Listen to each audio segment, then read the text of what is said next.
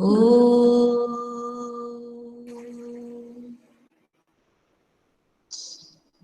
O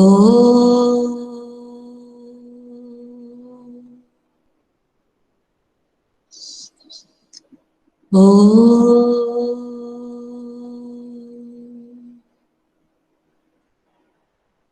Sai Ram to all of you. Sai Ram ma'am. Sai Ram ma'am. Am I clearly Sai Ram audible? ma'am. Clearly? Yes ma'am. ठीक है, तो आज की class हम आरंभ करेंगे आर्ची के प्रेजेंटेशन से। उससे पहले जो सवाल कुछ पूछना है तो पूछ लीजिए। मैम फाइनल एग्जाम देखो, फाइनल एग्जाम कब होंगे, आप विद्यालय कब आओगे, कैसे आओगे, ये सब शासन के आदेश के अनुसार ही ऑफिशियल मैसेज आपको जाएगा। Am I clear?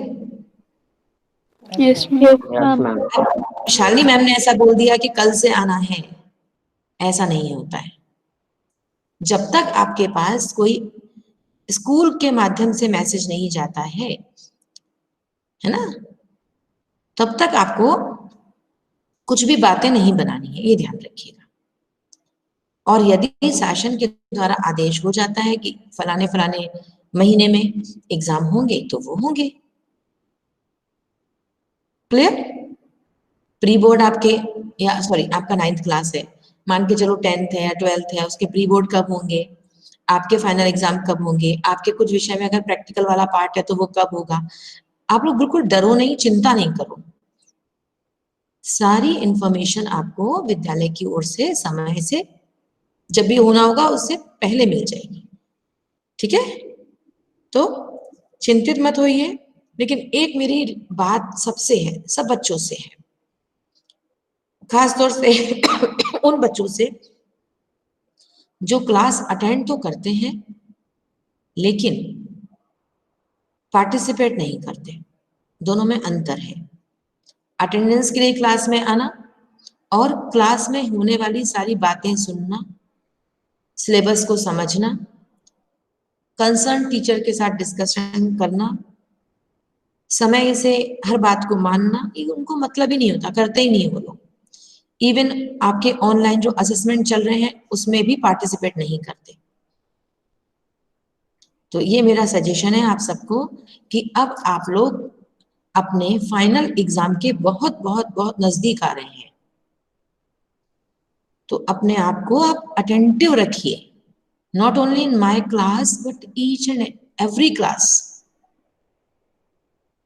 In each and every class you should be very attentive कि हमारे टीचर्स हमें क्या बता रहे हैं, हमें क्या कंप्लीट करना है, सिलेबस का ऐसा कौन सा पार्ट है जो आपको बिल्कुल समझ नहीं आया है, प्लीज बताइए। मान के चलो कि मेरी क्लास में 46 स्टूडेंट हैं और 40 स्टूडेंट्स को मेरी बात समझ में आ गई है, बट 6 बच्चे हैं जिनको दिक्कतें हैं, तो प्लीज मुझे बताइए। अब अच्छा एक बात बताओ, अपनी हर क्लास में मैं आपसे रिक्वेस्ट करती हूँ कि नहीं कि आप व्हाट्सएप पे मुझे अपनी समस्याएं भेजो। आपको ग्रुप में है ना, आपको ग्रुप में नहीं भेजनी है, आप मेरे पर्सनल विंडो पे भेजो। और आप भेजते हैं तो बताओ मेरा आंसर आपको मिलता है कि नहीं? Yes ma'am. मिलता है। है ना?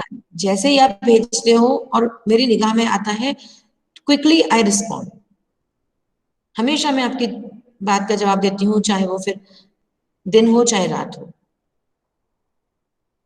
अब लेकिन ऐसे बच्चे जो कभी कुछ पूछते ही नहीं हैं, जो कभी अपने समस्याएं, अपने मन की बात क्लास में बताते ही नहीं हैं, तो बेटा फिर कैसे होगा?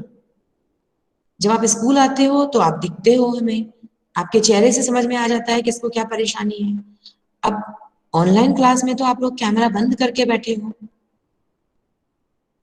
आप दिख भी नहीं रहे हो, आप बोलते भी नहीं हो, आवाज लगाओ तो पता चलता है आप पानी पीने गए हो या कहीं और हो, आंसर ही नहीं देते हो।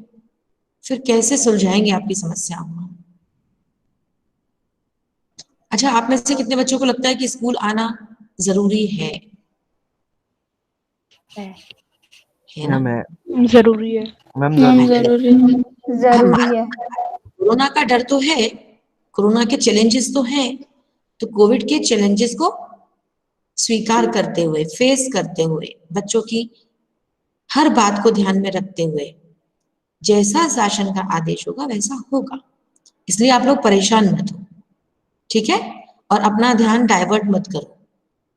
आप अपना ध्यान अपनी पढ़ाई पर और अपनी सेहत पर रखो।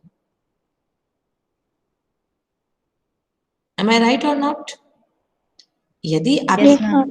यदि आप में से सब बच्चों की इम्यूनिटी अच्छी है और यदि आप सब बच्चों को अपने हर सब्जेक्ट की जो मेन जो एस्पेक्ट कंसेप्ट है, जो कुछ भी है, वो सब अच्छे से प्रिपेयर्ड है, फिर डरने की जरूरत ही नहीं है, ना एग्जाम से और ना किसी और बात से, ठीक है? तो please mentally and physically you should be fit. Please take care of yourself first, ठीक है? तो डरिएगा नहीं, चिंता मत कीजिए, ओके ना? कुल बता दिया Yes, जाए, ma'am. है ना? बता दिया मैम जाए। हाँ बेटा दामिनी। मैम जो आपने फॉर्मेट भेजा था मैम, उसमें तो एमसीक्यू भी दिए थे क्वेश्चंस में, यस, तो हाँ। हमारे भी वैसे ही क्वेश्चन आएंगे क्या? अच्छा ठीक है, चलो आर्ची, आज आपके प्रेजेंटेशन से पहले हम ये वाली बात कर ही लेते हैं, है ना? क्योंकि आज मेरा मन था कि मैं आपके साथ आज क्वेश्चन पेपर का जो फॉर्मेट है वो डिस्कस करूंगी। तो all are ready to listen? सब मेरी बात ध्यान से सुन रहे हैं? Yes, ma'am. Ma'am. Very good, very good. तो मैं अब एक बार फिर बता देती हूँ कि आपका क्वेश्चन पेपर का फॉर्मेट कैसा होगा। मैंने आपको व्हाट्सएप पे कुछ भेजा था, सभी ने देखा होगा। Yes ma'am. Yes, ma'am. तो मैंने आपको जो भेजा था वो आपके पाठ्य पुस्तक में से, आप जो बुक पढ़ रहे हैं ना, कौन कौन सी किताब पढ़ रहे हैं हम? स्पर्श और संचयन और संचयन. यस, हाँ आर्ची। मैम मैं फिर नेक्स्ट क्लास में प्रेजेंट करूं? हाँ, मैं अपनी बात ये वाली समझा दूं, क्योंकि सभी बच्चों को एग्जाम पेपर को लेके थोड़ी चिंता है ना? उसके बाद अगर टाइम बचेगा तो आप कंटिन्यू कर लेना, या फिर अगली क्लास में करते हैं प्रेजेंटेशन। Yes ma'am. जी, तो सब बच्चे ध्यान से सुन लीजिए, आप चाहें तो नोट भी कर लीजिए। आपकी पाठ्य पुस्तक में से 28 मार्क्स का पेपर आएगा। कैसे आएगा? वो ये कि पहली बात तो आपका जो पूरा क्वेश्चन पेपर होगा वो 2 हिस्से में बटा होगा, अ और ब। मेरी बात क्लियर? यहाँ तक क्लियर? पाठ्य पुस्तक मतलब संचयन और स्पर्श दोनों को मिला के? दोनों को मिला के तो पाठ्य पुस्तक कहेंगे बेटा। आपके सिलेबस में जो किताबें शामिल हैं, है ना? Yes ma'am. तो देखो, एक तो स्पर्श में से क्वेश्चन पूछे जाते हैं, संचयन में से पूछे जाते हैं, व्याकरण में से पूछे जाते हैं, रचनात्मक लेखन से पूछे जाते हैं, और अपठित काव्यांश और गद्यांश। ऐसे में अब मेरी बात आप सबको समझ में आई? Yes, ma'am. तो अपठित सेक्शन यानी अनसीन पैसेज, दूसरा हम कहें तो आपके बुक्स वाला पार्ट, तीसरा हम कहें तो व्याकरण वाला हिस्सा, और चौथा हम कहें तो रचनात्मक लेखन। अब क्लियर? Yes, ma'am. अब ये जो पूरी बातें हैं ना, सारी किताबें सब कुछ, इसको 2 हिस्से में बांट दिया बेटा, सेक्शन ए और सेक्शन बी, खंड अ और खंड ब। खंड अ कैसा होगा? इसमें मल्टीपल चॉइस क्वेश्चन होंगे, पूरे जो कुछ भी होगा वो मल्टीपल चॉइस क्वेश्चन होंगे। मैम खंडा कितने मार्क्स का रहेगा? खंड अ कितने नंबर का रहेगा ये मुझे आपको काउंट करके एक मिनट बताना पड़ेगा अभी। देखो खंड ब है, ऐसे फिर पता चल जाएगा। टोटल पेपर होगा आपका कितना? 80 नंबर का। जो आपका बी सेक्शन है यानी ब पार्ट है, ये रहेगा 14 और 26, कितने हुए? 14 और 26 40 40 40 ठीक है। तो 14 और Yes, ma'am. 26 यानी 40 नंबर का लिखना होगा आपको, डिस्क्रिप्टिव टाइप। ये सेक्शन बी है, जिसमें क्या होगा, लिखना होगा आपको। डिस्क्रिप्टिव टाइप है, मल्टीपल चॉइस नहीं है। अब कितने बचे? मतलब रचनात्मक लेखन और वो पाठ्य पुस्तक में से। डिस्क्रिप्टिव, हाँ क्या, सॉरी फिर से बोलो। मैम रचनात्मक लेखन में लिखना हाँ होता है ना मैम। हाँ हाँ, मैम पाठ्य ये पुस्तक में भी डिस्क्रिप्टिव लिखना में होगा, ये डिस्क्रिप्टिव में आएगा। क्लियर? इसी में सोचो बहुत आसानी से आपको बता दूं। मैम और अपठित गद्यांश मैम अपठित एमसीक्यू में गद्यांश, आएगा। अपठित गद्यांश, अपठित और पठित भी, सीन और अनसीन पैसेज और व्याकरण, ये मल्टीपल चॉइस में आ जाएगी, वस्तु परक में। 40 मैम नंबर। दोनों 40-40 के। यस, समान विभाजन। अब क्लियर हो गया? मैम अनसीन पैसेज और Yes, अनसीन और ma'am. सीन। अनसीन पैसेज पाठ्य पुस्तक में से गद्यांश और काव्यांश और व्याकरण, ये तीन चीजें किसमें आ गई? खंड आ में। खंड अब क्लियर हो गया? एमसीक्यू वाला। अब क्लियर हुआ बेटा सबको? मैम Yes, इनमें ma'am. अलग अलग मार्क्स कितने होंगे? अब वो तो मतलब व्याकरण में से अब देखो, कितने? मैं आपको धीरे धीरे ही तो बता पाऊंगी ना।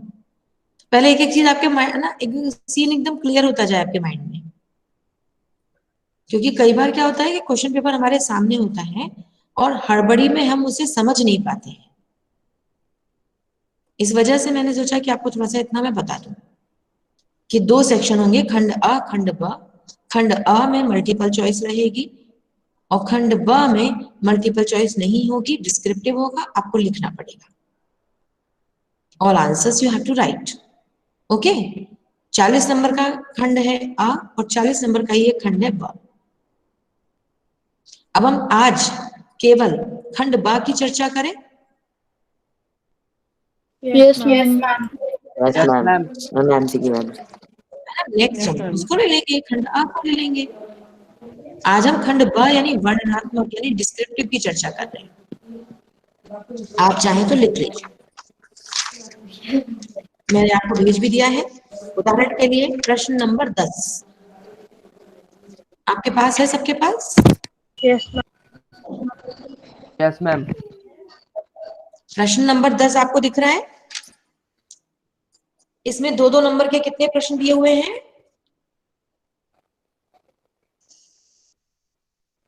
मैम 3 है, उनमें से कोई 2 करना है। वेरी गुड, आपको 3 प्रश्न दिए हैं और कोई 2 करने हैं। कितने नंबर निर्धारित हैं? 4।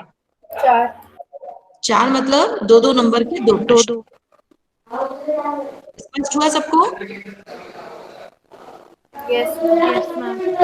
Yes, ma'am. अच्छा, ये जहां से आवाज आ रही है वो अपना माइक बंद कर ले। आई थिंक मोनिका के यहाँ से आवाज बहुत तेज आ रही है। ओके, 4 नंबर है, दो दो नंबर के 2 प्रश्न आपको करने हैं और प्रश्नों का उत्तर 25 से 30 शब्द। अब वहां शब्द गिनने नहीं बैठना हमको, अंदाज करके रखो। 4 से 5, बस 3 से 5 लाइन आपको लिखनी है। 3 से 5 पंक्तियों में आपको अपना उत्तर पूर्ण करना है। Am I clear? Yes ma'am. Yes Yes, ma'am. स्पर्श में से दो दो नंबर के 2 प्रश्न करने हैं। फिर प्रश्न नंबर 11, इसमें आपको स्पर्श में से ही 4 नंबर का एक प्रश्न करना है, जिसमें कोई इंटरनल चॉइस यानी आंतरिक विकल्प नहीं है। स्पष्ट हुआ? Yes ma'am. Yes ma'am. Yes ma'am. Yes, ma'am. आंतरिक विकल्प क्या होता है? प्रश्न के अंदर तक चॉइस दी जाती है। जैसे मैम प्रश्न ऑप्शन। 10 में, हाँ जैसे प्रश्न 10 में आपको दिया कि 3 है, कोई 2 कर लो, ये इंटरनल चॉइस हो गई, राइट। और प्रश्न 11 में एक ही प्रश्न लिखा होगा और आपको उसका उत्तर देना होगा। इसके लिए कितने नंबर निर्धारित हैं? एक प्रश्न के लिए, मैम चार। 4 मार्क्स। है ना? तो जितना आप 2 नंबर के प्रश्न में लिख रहे थे उससे जस्ट डबल यहाँ लिखेंगे आप, और शब्दों से ज्यादा 10 ध्यान लाइन। देंगे, शब्दों से ज्यादा ध्यान देंगे कि आपकी बात कितनी अच्छी है, अच्छे से अपनी बात को स्पष्ट करेंगे। अनावश्यक लिखने की अपेक्षा जो पूछा जा रहा है उसके आधार पर लिखेंगे, राइट? इसके बाद प्रश्न नंबर 12, बताइए इसमें कितने प्रश्न दिए हुए हैं? 2 3। 3। Yes ma'am. उसमें से 2 लिखना है। फिर से 3 प्रश्न दिए हुए हैं और 3 में से कोई 2 करना है। अब कितने नंबर निर्धारित है प्रत्येक प्रश्न के लिए? 2। 2 3। 3 है ना? यानी 3-3 नंबर के 2 प्रश्न आपको हल करने हैं, तो टोटल हो गया 6। अब पाठ्यपुस्तक का मैम ये पूरा, भी स्पर्श से। ये भी स्पर्श से है ना, ये संचयन से। प्रश्न नंबर 10 और 11 स्पर्श, प्रश्न नंबर 12 संचयन। संचयन के जितने भी चैप्टर्स हैं उनमें से कोई 2 प्रश्न आपको करने होंगे। आपको 3 प्रश्न दिए जाएंगे, कोई 2 करने होंगे, जिनके लिए 6 नंबर निर्धारित है। अब टोटल कितने हो गए? स्पर्श और संचयन को मिला के नंबर कितने हो गए? 14 है ना? 6 और 4 10 और 4 14। तो ये आपका हो गया पाठ्यपुस्तक। इस हिस्से में वर्णनात्मक में पाठ्यपुस्तक 14 नंबर की और 6 नंबर का एक अनुच्छेद लिखने को आएगा, पैराग्राफ।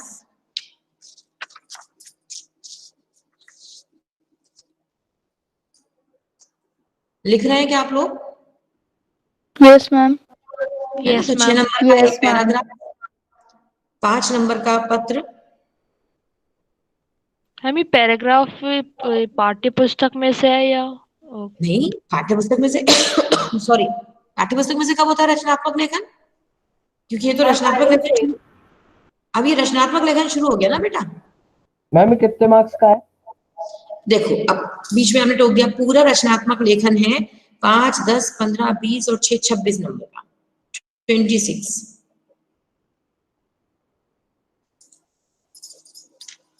6 नंबर का पैराग्राफ राइटिंग, अनुच्छेद लेखन। पैराग्राफ इसमें कुछ भी हो सकता है, विषय कुछ भी हो सकता है। क्लियर?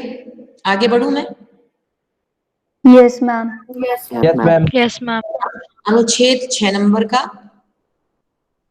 और 5 5 5 5 नंबर के 4 आपको रचनात्मक और आएंगे। वो क्या क्या है बताओ, आप ही बताओ क्या क्या है।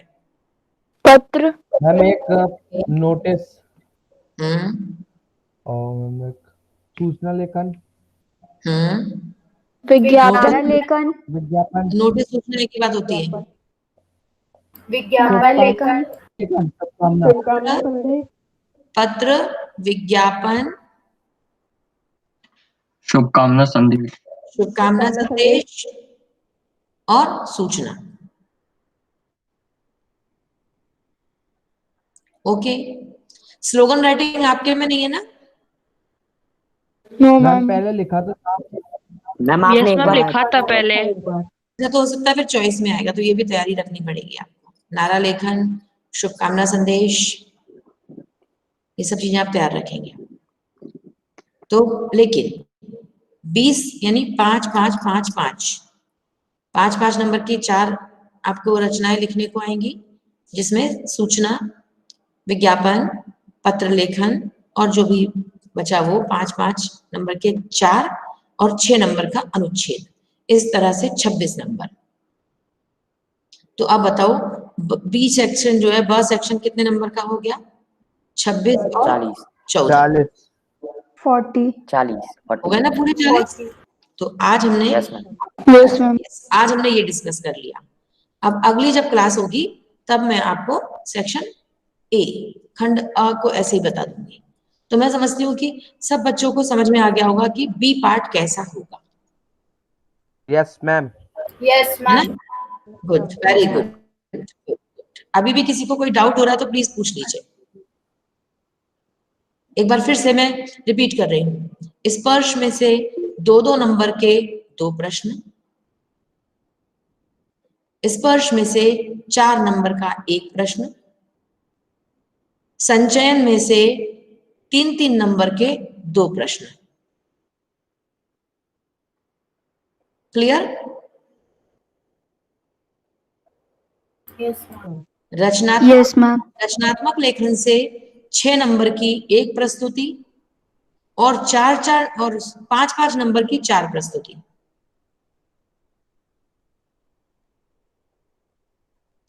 रचनात्मक लेखन से 6 गुणा 1 और 5 गुणा 4 ऐसे लिख लो।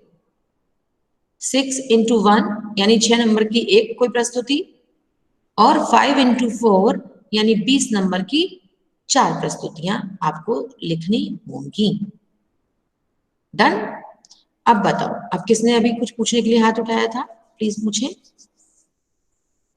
मैम क्लियर हो गया। Very good, nice, good. Ma'am प्रस्तुति मतलब? मतलब आपको लिखना होगा। प्रस्तुति मतलब जैसे आपके जो भी पत्र है, सूचना है, विज्ञापन है, ये प्रस्तुतियां ही तो होती हैं। Okay ma'am. ठीक है, आपके सिलेबस में जो है, जैसे आपके सिलेबस में कौन सा पत्र है बताओ, औपचारिक है कि अनौपचारिक? औपचारिक। औपचारिक है। वो अनौपचारिक। मैम अनौपचारिक। Unaupcharik. बताओ कैसे भूल गए हो तुम लोग? अच्छा, इंग्लिश में जानते हो फॉर्मल है कि इनफॉर्मल है? कौन सा लेटर आएगा तुम? Informal. Informal. Harsh, is it clear now? Yes ma'am. हाँ, तो अब आपको कौन से पत्रों के का अभ्यास करना है? इनफॉर्मल। इनफॉर्मल, अनौपचारिक। अनौपचारिक। अनौपचारिक। ठीक है, ओके, डन। मैम चलो, स्लोगन 5 मार्क्स का आएगा? जो भी आएगा ना लिखने को अनुच्छेद के अलावा, वो 5-5 नंबर का होगा। कंफ्यूज नहीं होना है। मैम नो मैम, तो वो बहुत छोटा स्लोगन, होता है ना। तो भी हो यस सकता मैम। है ना। देखो मैम कई बार 5 मार्क्स। एक बात आप 5। हमेशा याद रखना, एक बात हमेशा याद रखना, 2.5 5-5, हाँ 2 भी हो सकते हैं, लेकिन एक बात मेरी ये याद रखना हमेशा कि जरूरी नहीं है जो छोटा दिखता है वो बहुत कम होगा या आसान होगा। जैसे अगर मान लो आपको एक बहुत बड़ा पैराग्राफ दे दिया जाए और कहा जाए इसका इसका ना संक्षेपण करो, इसको वेरी शॉर्ट करके लिखो इसको और पूरी बात आ जानी चाहिए, तो क्या आसान है? एक बात की व्याख्या करना या बहुत बड़ी व्याख्या को 4 लाइन में लिखना? क्या मुश्किल है? Ma'am, 4 line. मैम 4 लाइन में। लिखना। भाई जब आपसे कहा व्याख्या करो तो अब तो दीन दुनिया की कोई भी एग्जाम्पल दे दे के उसको बड़ा कर दो।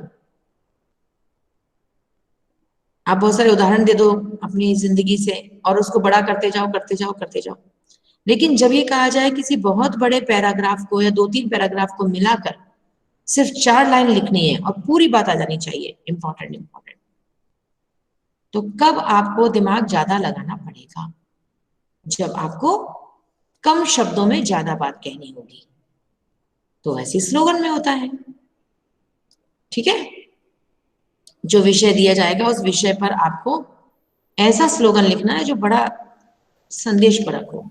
मैम ऐसा भी हो सकता है कि स्लोगन और शुभकामना संदेश दोनों आ जाए 2.5 2.5। दोनों आ जाए या दोनों में 2 दे दिए जाए, में से चॉइस आ जाए, आइदर डू दिस और दिस।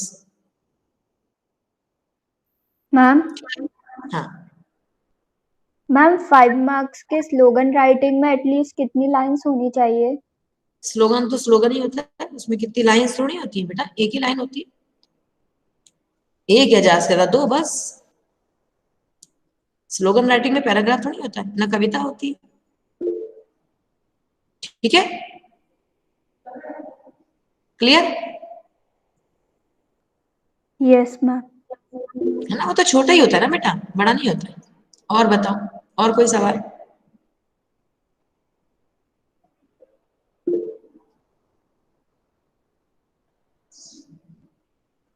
नकुल? मैम वो एक बार और शुभकामना संदेश समझा देना मैम। मैंने आपको फॉर्मेट भेजे थे व्हाट्सएप पे भी, व्हाट्सएप पे भेजा था, पूरा आपको अच्छे से लिखवाया था क्या होता है, कैसे लिखते हैं। अच्छा, आप कौन सा ओकेजन आ रहा है जब आप शुभकामना संदेश लिखोगे? क्रिसमस। यस, क्रिसमस आ रहा है, और क्रिसमस से लगा हुआ नव वर्ष आ रहा है, ठीक है? ओके,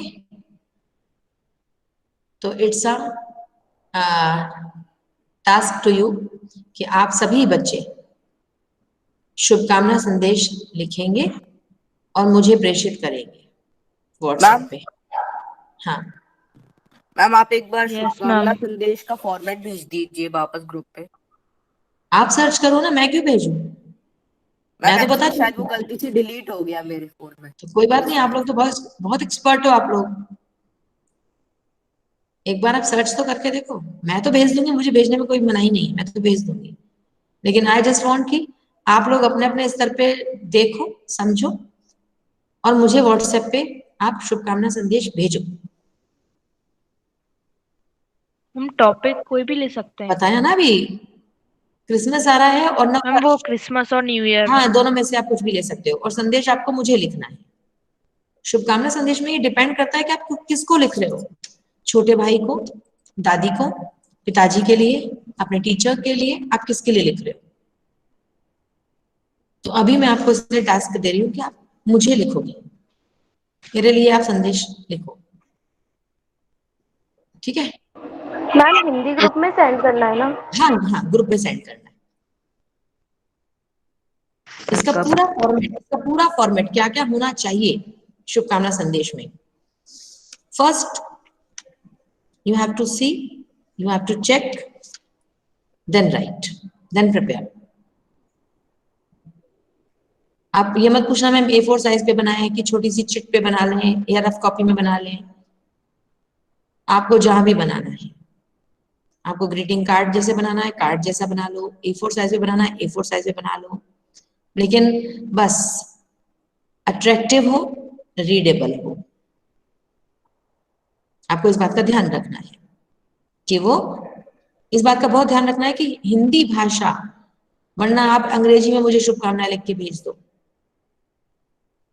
चाहे ऐसा तो कोई नहीं है, लिख के, क्योंकि आप चाहे विज्ञापन हो या शुभकामना संदेश हो, जब आप लिख रहे हैं तो आप फॉर्मेट तो पूरा फॉलो करेंगे, पक्का है। जैसे अच्छा, विज्ञापन की क्या है, चलो विज्ञापन की क्या अनिवार्यता है, विज्ञापन कैसे होना चाहिए, क्या क्या शर्तें हैं विज्ञापन लेखन में, तब नंबर अच्छे मिलेंगे। मैम वो अट्रैक्टिव होना चाहिए। मैम अट्रैक्टिव होना चाहिए। मैम एक बॉक्स के अंदर होना चाहिए। मैम अगर कोई ड्राइंग बन सके तो मैम ड्राइंग बना देना है। कम शब्दों में, मैम और उसमें कम अल्फाज कम ऐसे शब्द नहीं होना है चाहिए। जिससे लोग आकर्षित हों। कम शब्दों में हो, अच्छा कुछ उसमें ना, उसमें भी जैसे स्लोगन टाइप कुछ होना चाहिए, और क्या होना चाहिए, एक बहुत जरूरी बात आप भूल रहे हैं, आपने कहा मैम आउटलाइन वो होनी किस दिन चाहिए। गेम में है या क्या क्या टाइम है उस चीज का। टाइम, मैम मतलब जैसे कोई दुकान खुल रही हो तो। कुल मिला के आप जो भूल रहे आवश्यक हैं जानकारी, जगह का पता लिखा मैम होना चाहिए। जानकारी। पता होना चाहिए, ठीक है। एक और, आप जिसका विज्ञापन बना रहे हैं वो शीर्षक तो होना चाहिए ना। यस फिर शीर्षक, यस मैम। क्या क्या खास बात आपको ध्यान रखनी है, आपको रेखांकन करना है, बॉक्स बनाना है। दूसरा, आपको शीर्षक को अच्छे से बोल्ड करना है। आप पेंसिल से बना रहे हैं तो आप उसे पेंसिल से रिपीट करके वहां पेंसिल चढ़ाएंगे, उसको अट्रैक्टिव, आकर्षक बना के बोल्ड लिखेंगे। विज्ञापन में ये ध्यान रखना पड़ता है क्या हम बोल्ड करके लिखें, किसको हम हाईलाइट करें, और कहाँ हम छोटे शब्दों में लिखें। छोटे अक्षर कब लिखने हैं, बड़े अक्षर कहाँ लिखने हैं। रेखांकन होना चाहिए, आकर्षक होना चाहिए, शीर्षक अवश्य होना चाहिए। जिस प्रोडक्ट का, जिस बात का विज्ञापन बना रहे हैं उससे जुड़ा हुआ एक स्लोगन होना चाहिए। ठीक है, आप जैसा कह रहे हैं प्रोडक्ट को मिलने का स्थान पता होना चाहिए। कोई ऑफर है तो ऑफर होना चाहिए। आप कोशिश करें कि हिंदी का विज्ञापन आप बना रहे हैं तो उसमें फ्री शब्द ना लिखें, फ्री की जगह क्या लिखें? मुफ्त। यस, हाँ। तो अब ऐसे शब्दों को आपको लिखना आना चाहिए। तो कुछ शब्द हैं जिनकी प्रैक्टिस कीजिए। आपको पता है कि नहीं कहाँ छोटा हूँ कहाँ बड़ा हूँ, तो ऐसी कई बार आप लोग ना मेन जो शीर्षक होता है उसी में आप अशुद्ध लिख देते हो। आपको क्वेश्चन पेपर में दिया हुआ है उसके बाद भी आप अशुद्ध लिख देते हो। तो बस बी अटेंटिव। तो जैसा आपने अभी विज्ञापन का बताया वैसे ही शुभकामना संदेश के लिए क्या अनिवार्यताएं हैं उनको फॉलो करेंगे और फिर एक अट्रैक्टिव और आकर्षक, मन को छूने वाला, मन को अच्छा लगने वाला अच्छे शब्दों का चयन। हिंदी भाषा के विद्यार्थी होने के नाते इट इज वेरी एसेंशियल कि आप अच्छे शब्दों का चयन करना सीखें, और जब चयन कर लिया तो आप उनको लिखना सीखें। डन? Yes ma'am. अच्छा, आप में से ऐसा कौन है जिसको लगता है कि उसे शौक है कि मेरे को एक से अधिक भाषाएं बोलनी और लिखनी आनी चाहिए?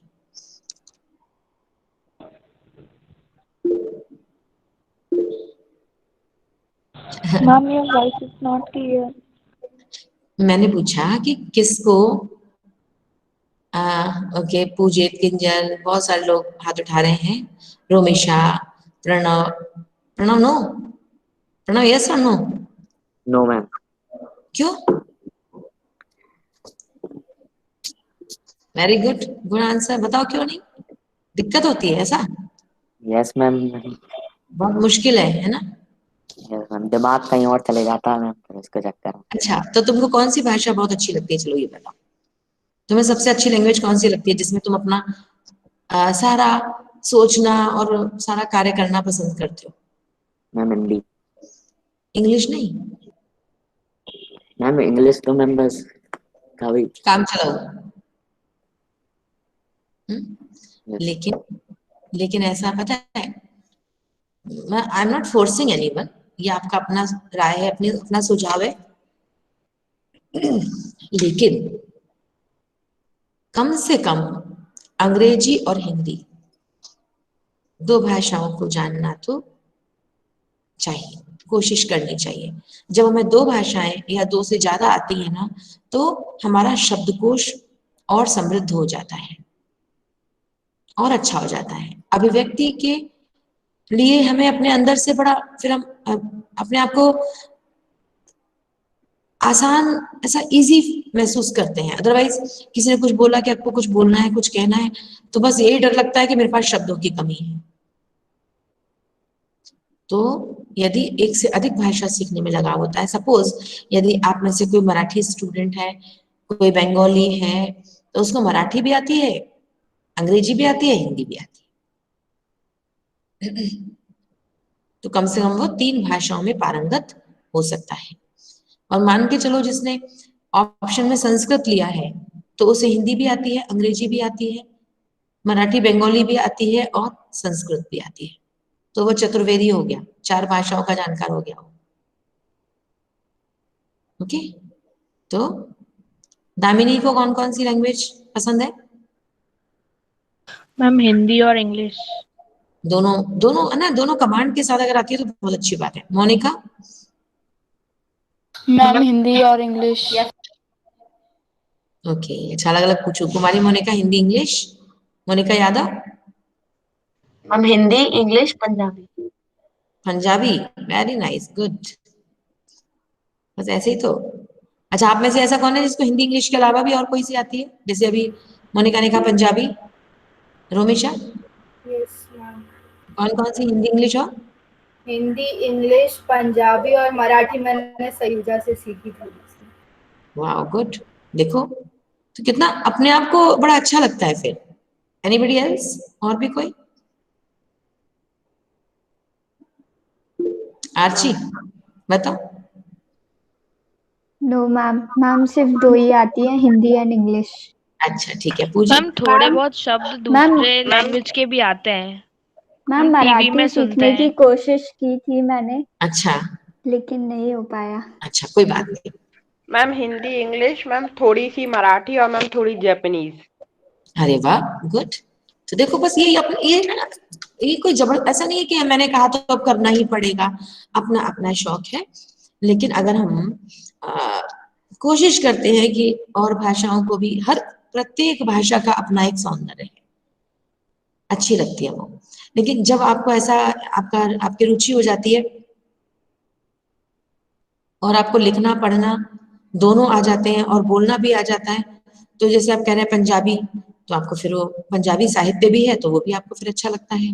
पंजाबी लेखक हैं, उनके प्रति आपका रुझान बढ़ता है। पंजाबी मूवीज देखना आप पसंद करते हो, और धीरे धीरे से आपका शब्दकोश समृद्ध हो जाता है। और जब शब्दकोश समृद्ध होता है तो धीरे धीरे फिर जानकारी भी आपको तरह तरह की मिलनी शुरू हो जाती है। ओके, अच्छा लगता है। इस मामले में बिल्कुल कंजूसी ना करें, खुले दिल से आप भाषाओं को सीखने की कोशिश करें। लेकिन मेरा जैसा संदेश हमेशा रहता है, हर क्लास में रहता है, कि अपनी भाषा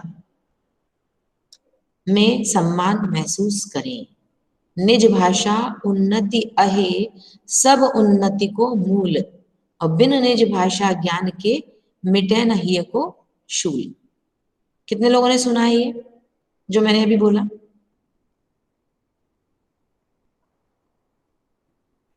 किसी ने नहीं?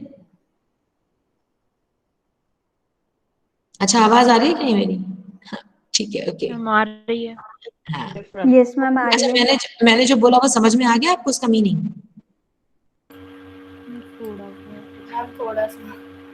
थोड़ा समझ में आया? अच्छा चलो बता देते हैं, उसके बाद हम क्लास का समापन करेंगे।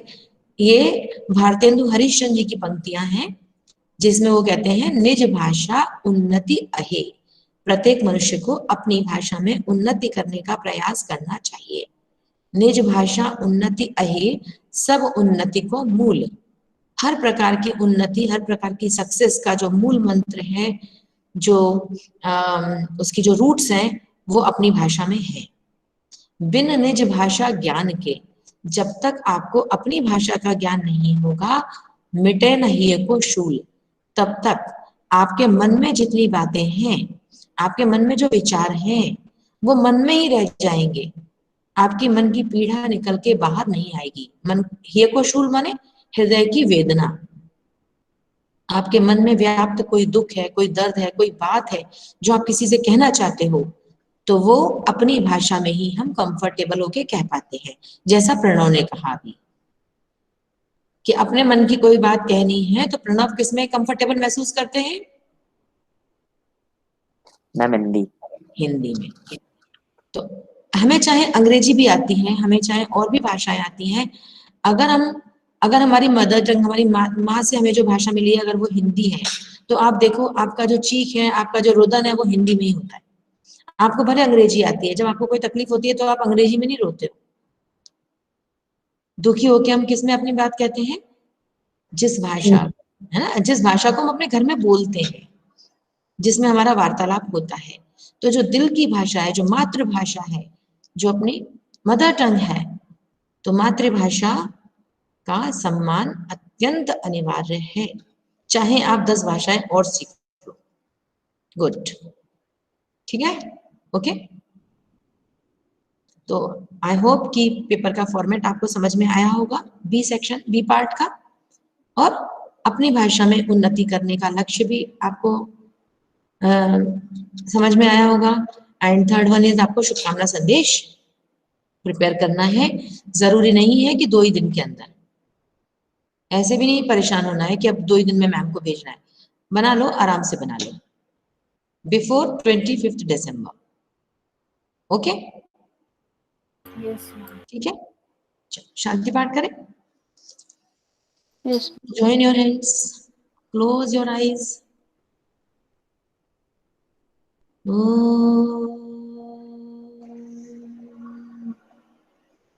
शांति शांति शांति। Sai Ram to all. Saira ma'am. Saira ma'am. Saira ma'am Sai Ram, Sai Ram, Sai Ram.